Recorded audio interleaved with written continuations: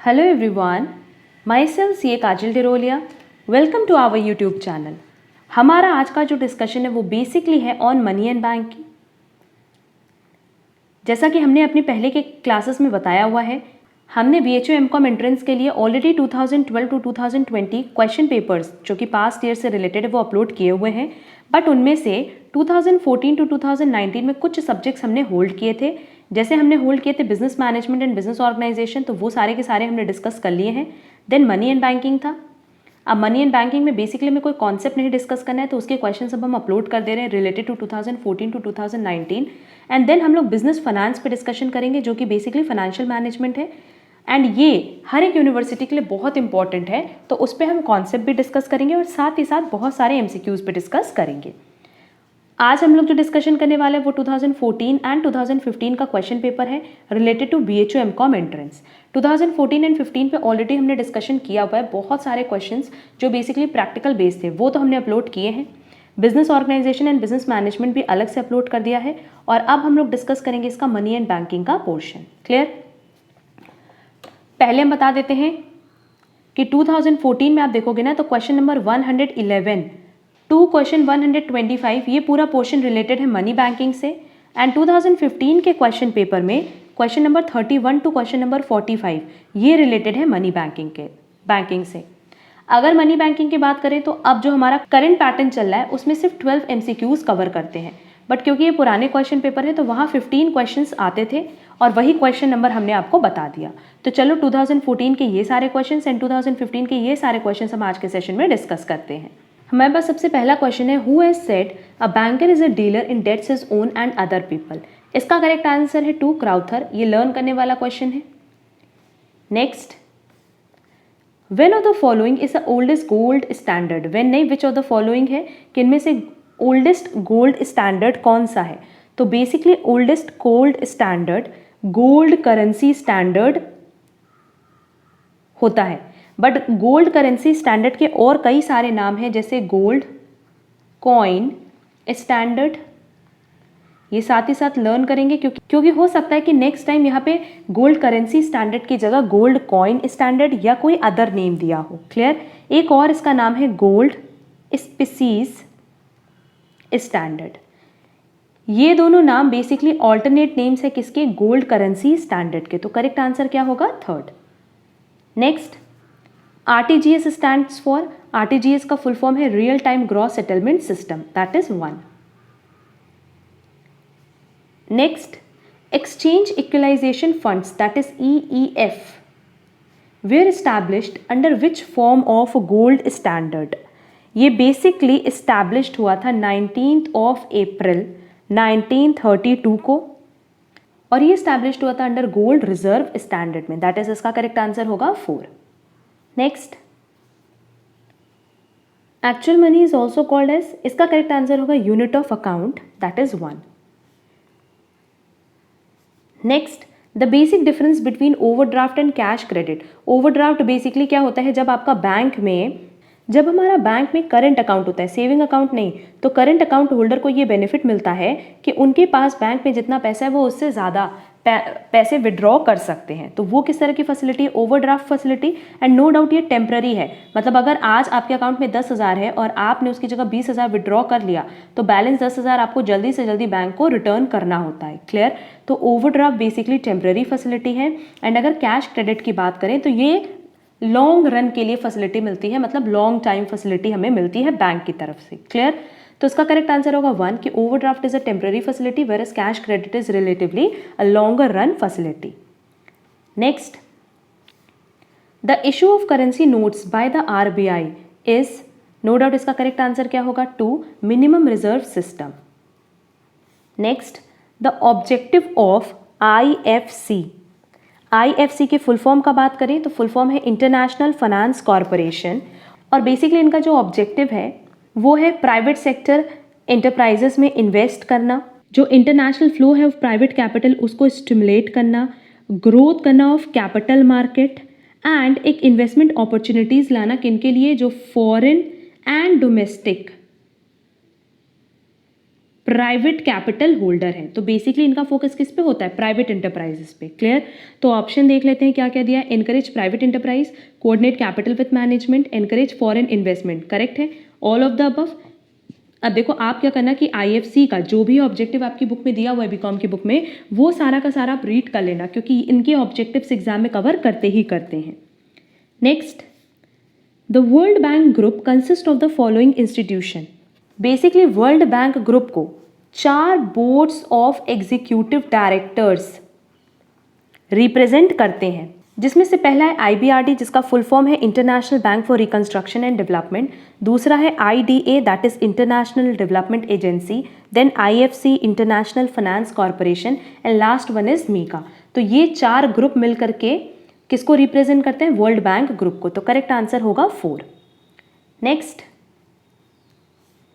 Make correct pairs. World bank, IDA, IFC। अगर world bank की बात करें तो ये बेसिकली लोन देती है किसके लिए? डेवलपमेंट पर्पस के लिए। IDA, that is International Development agency, ये फोकस करती हैं लॉन्ग टर्म कंसेशनल लोन्स पे। क्लियर? दैट इज कम से कम रेट पे लंबे समय के लिए लोन ये प्रोवाइड करती हैं। एंड IFC की बात करें, that is international Finance corporation, तो ये इन्वेस्टमेंट करती हैं इन इंडस्ट्रीज। क्लियर? तो करेक्ट आंसर क्या होगा? फर्स्ट, क्योंकि 1 का हो गया B, 2 का हो गया C और 3 का हो गया A। Next, monetary policy of the RBI is described as a policy of controlled expansion, expansion and growth, growth without stability, cheap money policy. इसका करेक्ट आंसर होगा कंट्रोल्ड एक्सपेंशन, क्योंकि बेसिकली जो मॉनेटरी पॉलिसी है ये क्यों बनाई जाती है? कंट्रोलिंग के लिए, क्रेडिट कंट्रोल के लिए। Next, bank rate is an instrument of accepting deposit, controlling money, controlling credit, lending money. No doubt अगर बैंक रेट की बात करें तो बैंक रेट बेसिकली किसका पार्ट है? क्रेडिट कंट्रोल का। एंड क्रेडिट कंट्रोल में याद होगा 2 चीज़ आती है, एक आता है क्वांटिटेटिव मेथड और एक था क्वालिटेटिव मेथड। तो ये किसका पार्ट था? क्वांटिटेटिव मेथड का। ये भी एक बहुत इंपॉर्टेंट पॉइंट है एग्जाम पॉइंट ऑफ व्यू से, qualitative as well as quantitative credit control measure. तो करेक्ट आंसर होगा 3rd। Next, which of the following function is performed by RBI? No doubt custodian of cash reserve of bank, that is 3rd। Next, a scheduled commercial bank is one which is owned as a partnership firm, included in the 2nd schedule of the RBI Act 1934, established under Banking Regulation Act and subsidiary of RBI। Correct answer होगा 2, क्योंकि scheduled commercial bank की बात करें तो ये 2nd schedule में include हुआ है RBI Act 1934 के। तो करेक्ट आंसर होगा 2। 2014 का last question, demand for money in the modern sense is dependent on liquidity preference, velocity of circulation, volume of exchange, volume of money supply. अगर हम money की डिमांड की बात करें तो ये बेसिकली उसकी लिक्विडिटी पे डिपेंड करता है। तो करेक्ट आंसर होगा 1, लिक्विडिटी प्रेफरेंस। क्लियर? अब हम लोग चलेंगे 2015 के क्वेश्चन पेपर पे। एंड जैसे ही हमारा ये सारे क्वेश्चन पेपर का डिस्कशन खत्म हो जाएगा, हम कुछ और extra questions money and banking पे अपलोड कर देंगे। अब देखो 2015 के क्वेश्चन पेपर पे डिस्कस करेंगे, और हमने पहले बताया कि इसमें क्वेश्चन नंबर 31 to 45 ये क्वेश्चन रिलेटेड है मनी एंड बैंकिंग से। देखेंगे question number 31, factoring means collecting the receivables and remitting to the seller, purchasing and or administrating the receivables of a concern, financing against bills receivable, financing invoices without recourse। Basically factoring क्या है? एक तरह का financial transaction है, and ये कह सकते हैं कि ये टाइप ऑफ डेटर फाइनेंस है जहां बिजनेस सेल करता है क्या? अपने अकाउंट रिसीवेबल को। अकाउंट रिसीवेबल में क्या आएगा? Debtor and bills receivable. और ये वो किसको सेल करता है? किसी थर्ड पार्टी को सेल करता है, वो भी डिस्काउंट पे। क्लियर? तो उसके अकॉर्डिंग करेक्ट आंसर क्या हो जाएगा? परचेजिंग एंड और administering the receivables of a concern. Correct answer होगा 2। Next, who is a custodian of monetary reserves in India? No doubt RBI, that is central bank की बात कर रहे हैं। Next, a rate at which banks borrow rupees from the RBI and reduction in it will help banks to get more money at a cheaper rate. Repo rate, इस पे भी हमने पहले की क्लासेस में डिस्कस किया हुआ है। अच्छा, इफ इन केस अगर आप लोगों को इसमें प्रॉब्लम होगा कि बैंक रेट क्या होता है, डिस्काउंट रेट क्या होता है, इंटरेस्ट रेट क्या होता है, रेपो रेट क्या होता है एंड रिवर्स रेपो रेट क्या होता है, तो आप कमेंट बॉक्स में कमेंट करना, इस पर हम एक डिटेल क्लास अपलोड कर देंगे। Next, land development bank was started first of all in, देखो सबसे पहले तो ये स्टार्ट हुआ था पंजाब में इन 1920, बट स्टिल जो रियल प्रोग्रेस स्टार्ट हुई थी, क्लियर, हमने क्या बोला कि रियल प्रोग्रेस मतलब जब एक्चुअली में जब इसने वर्क करना स्टार्ट किया इस बैंक ने, तो वो कब इस्टेब्लिश्ड हुआ 1929 में इन चेन्नई, क्लियर, मतलब लैंड डेवलपमेंट बैंक बना तो था 1920 में इन पंजाब, बट स्टिल उसकी प्रोग्रेस जो स्टार्ट हुई वो ही 1929 में, ऑलमोस्ट 9 ईयर्स बाद, वो भी चेन्नई में। तो करेक्ट आंसर हो जाएगा 2। Next, who was first governor of RBI? अगर आरबीआई के फर्स्ट गवर्नर की बात करें तो उनका नाम था सर ऑसबोर्न स्मिथ, क्लियर। यहाँ देखो ऑप्शन में मेरे पास स्मिथ एक ही जगह दिया है तो हम करेक्ट आंसर कर दे रहे वर, बट एक्चुअल में जो उनका नाम था वो था सर ऑसबोर्न स्मिथ। ये हमारे फर्स्ट गवर्नर थे रिजर्व बैंक ऑफ इंडिया के। Next, Exim bank is owned by, no doubt fully owned by government of India, that is 4। Exim मतलब एक्सपोर्ट इम्पोर्ट की बात हो रही है। Next, the first development financial institution of India was ICICI, UTI, IFCI, IDBI। अब देखो अगर हम लोग बात करते हैं फर्स्ट डेवलपमेंट फाइनेंशियल इंस्टीट्यूशन की प्राइवेट सेक्टर में, तो प्राइवेट सेक्टर के अकॉर्डिंग आंसर होगा ICICI। और अगर हम लोग पब्लिक सेक्टर की बात करेंगे तो पब्लिक सेक्टर के अकॉर्डिंग आंसर होगा IFCI, that is industrial finance corporation of India, clear. अब क्योंकि क्वेश्चन साइलेंट है तो हम करेक्ट आंसर मानेंगे थर्ड IFCI कि ये पब्लिक सेक्टर की बात कर रहा है, एंड उसके अकॉर्डिंग आंसर करेंगे तो होगा थर्ड।